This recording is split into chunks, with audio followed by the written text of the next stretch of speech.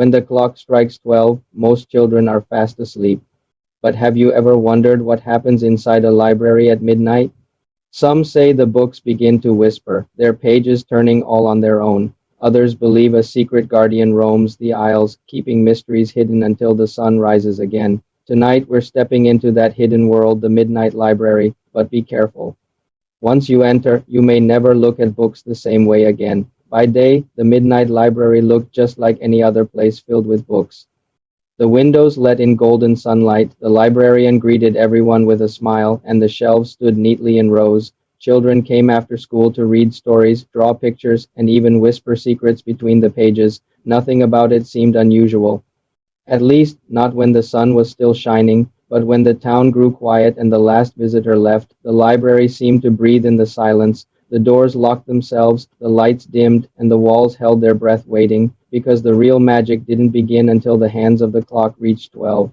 On one chilly night, three friends, Liam, Arya, and Noah, decided to find out if the rumors were true. They had heard whispers in the schoolyard that books flew off the shelves at night, that shadows danced on the floor, and that a strange keeper guarded hidden secrets. Most kids laughed it off. But not these three. They wanted to see it for themselves. So just before midnight, they crept to the library's heavy wooden doors. At first, it seemed locked tight, but then click. The handles turned on their own, as if inviting them inside. The children exchanged nervous looks. Should they go in?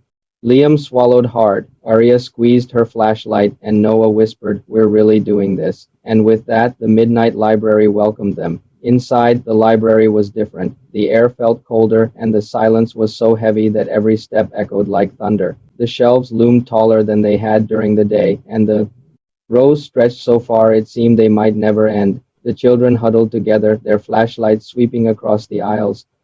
Then it happened. Thump!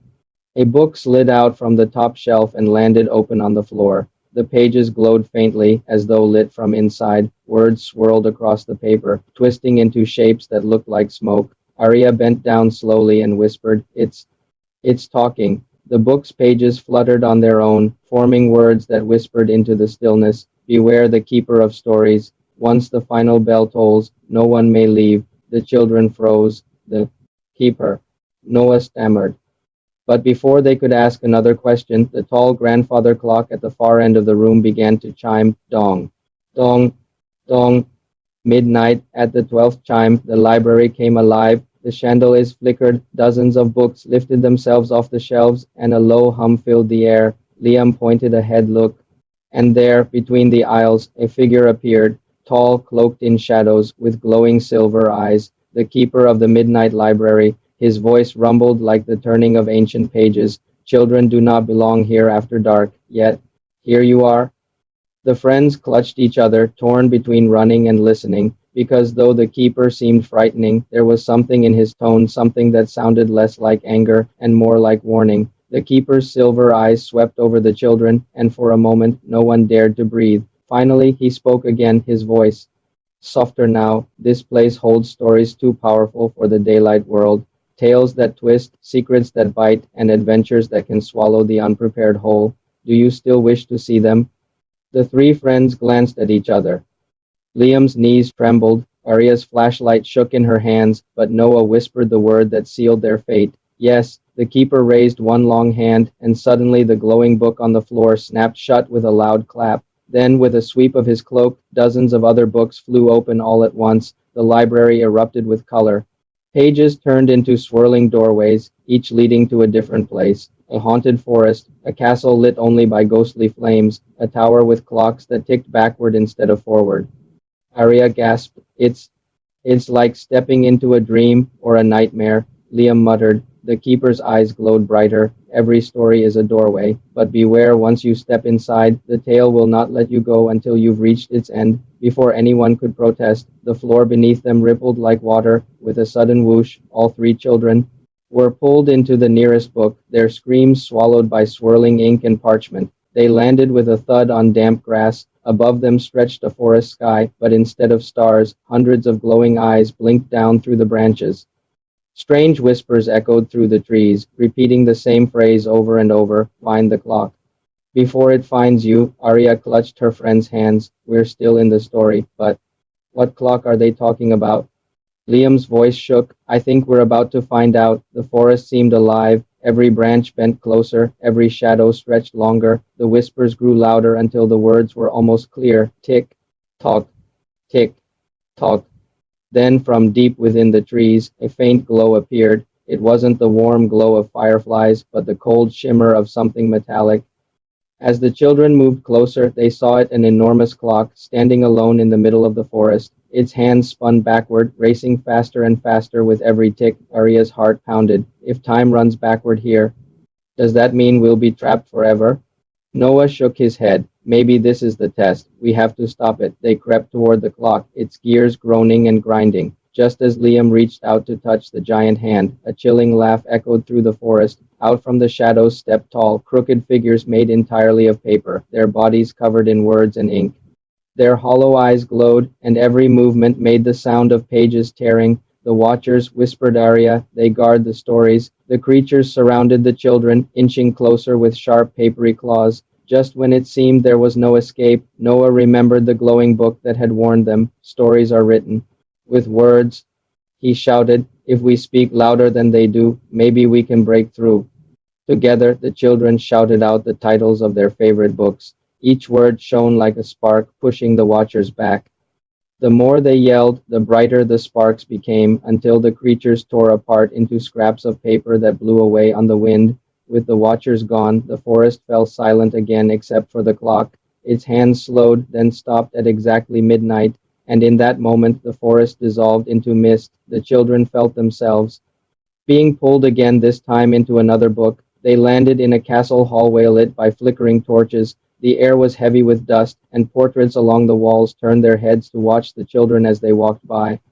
At the end of the corridor stood a tall wooden door. Carved into it were the words, "Every tale has a price." Noah gulped. I don't like the sound of that, but Arya was already pushing the door open. The heavy door groaned as it swung open, revealing a grand hall lined with endless shelves. But these weren't ordinary books. Each one was chained shut, and each chain rattled as if trying to escape. The torches flickered, casting long shadows across the floor. In the center of the hall stood a massive hourglass, taller than the children themselves. Its sand didn't fall downward. It rose upward, as if time itself was running in reverse. Arya stepped closer, her voice trembling. What happens when the sand reaches the top? Before anyone could answer, the keeper's voice echoed all around them, deep and distant. When the glass is full, the story ends, and those still trapped remain forever. The chains on the books clattered louder, some snapping free. From the shelves, ghostly figures began to emerge, characters from unfinished stories.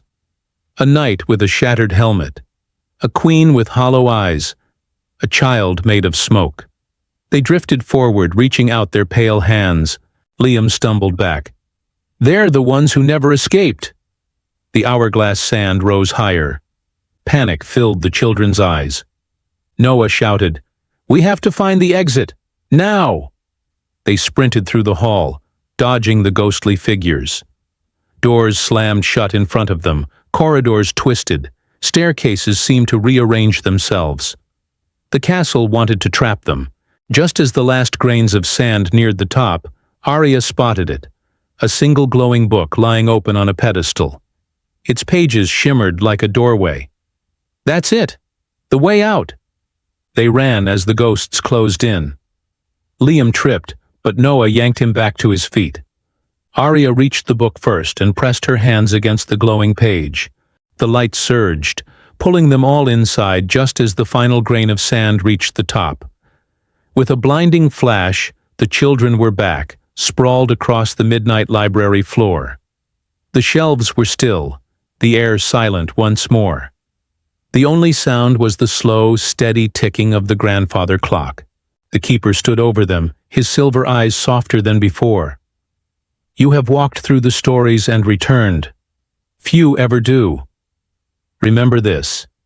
Every tale has power, and some doors are not meant to be opened. The children scrambled to their feet, their hearts still racing.